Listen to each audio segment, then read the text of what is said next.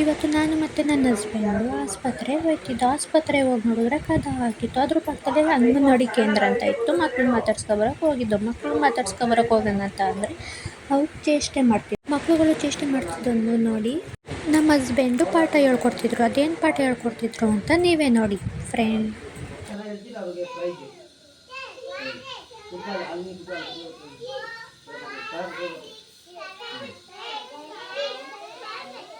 ನಮ್ಮ ಹಸ್ಬೆಂಡ್ಗೆ ಸರಿಯಾಗಿ ಹೇಳ್ಕೊಡಕ್ಕೆ ಬರಲಿಲ್ಲ ಅಂತ ಅಂದ್ಬಿಟ್ಟು ನಾನು ಒಂದು ಪುಟ್ಟು ಪಾಪುನ ಎದ್ದೊಳಿಸ್ಬಿಟ್ಟು ಮಗ್ಗಿ ಏಳಿಸ್ದೆ ನಾನು.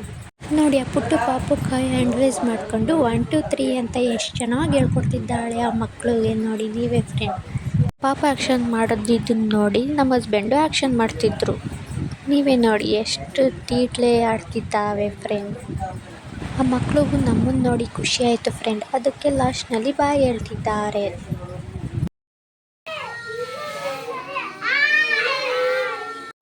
ಇವತ್ತಿನ ವಿಡಿಯೋ ಇಷ್ಟೇ ಫ್ರೆಂಡ್ಸ್. ಇಷ್ಟ ಆದರೆ ಲೈಕ್ ಮಾಡಿ, ಕಮೆಂಟ್ ಮಾಡಿ, ಫಾಲೋ ಮಾಡಿ ಫ್ರೆಂಡ್. ಬಾಯ್ ಬಾಯ್.